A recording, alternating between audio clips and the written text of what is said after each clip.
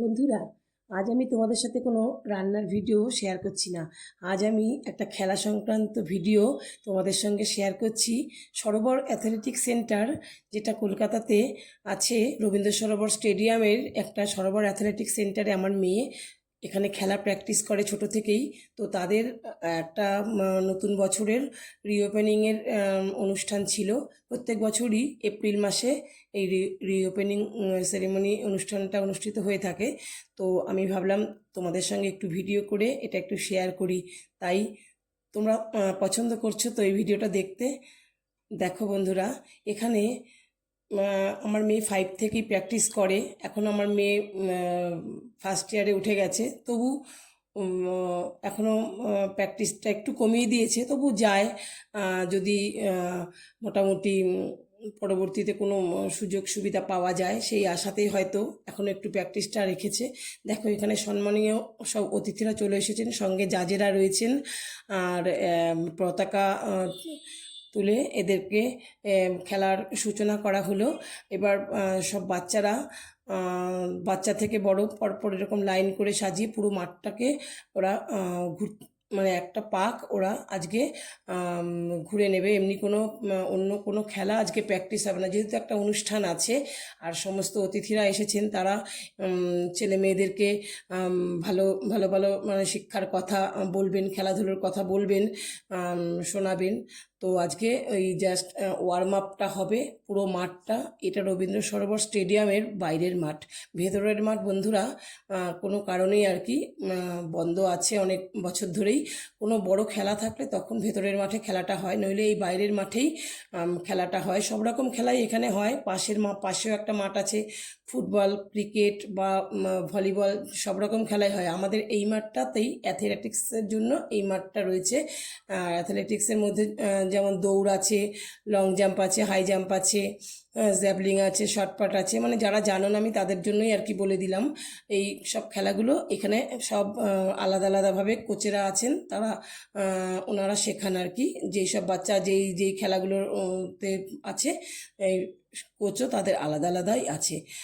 দেখো বন্ধুরা, কত সুন্দর লাগছে পুরো মাঠটা। ওরা ঘুরে আজকে এক পাকি ঘুরে আসবে, ওয়ার্ম আপটা করে নিয়ে ওরা ওই সরোবর স্টেডিয়ামের যে সামনে বারান্দাটা আছে, আর এই স্টেডিয়ামের সাইড দিয়ে যে ঘরগুলো দেখলে এর আগে, সেইখানে কিন্তু এক একটা ক্লাবের জন্য, মানে এই অ্যাথলেটিক্সের জন্য একটা ঘর, ফুটবল ক্লাবের জন্য একটা ঘর, ক্রিকেটের জন্য একটা ঘর, এরকম প্রত্যেকের খেলাদের জন্য আলাদা আলাদা তাদের খেলার সরঞ্জাম রাখা বা দরকারি জিনিসের জন্য প্রত্যেকের জন্যই বড় বড় করে ঘর রাখা আছে।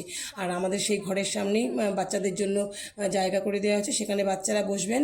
বাচ্চারা গিয়ে এখন এই দৌড়টা করে গিয়ে বসবে।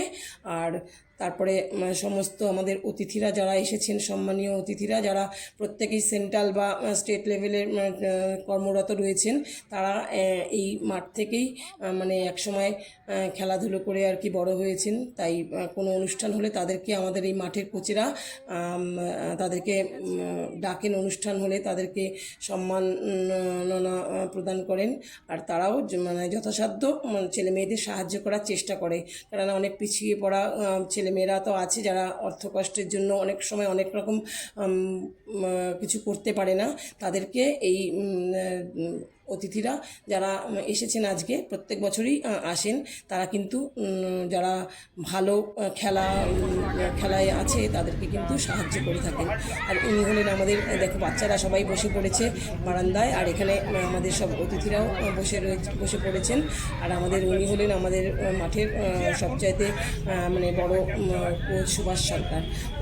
উনিও মানে সব জায়গায় জাজ হয়ে যান, সেন্ট্রাল, ন্যাশনাল বা বেঙ্গল বা স্টেট লেভেলের অনেক কোনো খেলাতেই অ্যাথলেটিক্সের কোচ হয়ে জাজ হয়ে কিন্তু উনি এরকম যারা স্যারেরা আছেন প্রত্যেকেই ওনারা কিন্তু ওনারা সবাই সরকারি কর্মী ছিলেন, উনি তো এখন রিটায়ার হয়ে গেছেন। যাই হোক, সমস্ত অতিথিদের সম্মান প্রদান করা হয়েছে। এরপরে প্রত্যেকেই কিছু না কিছু ভাষণ দিয়ে ছেলে মেয়েদেরকে শুনিয়েছে। এই পুলিশ অফিসার উনি ছেলে মেয়েদের কী বলছেন তোমরা একটুখানি শোনো, আমি শোনাচ্ছি তোমাদেরকে।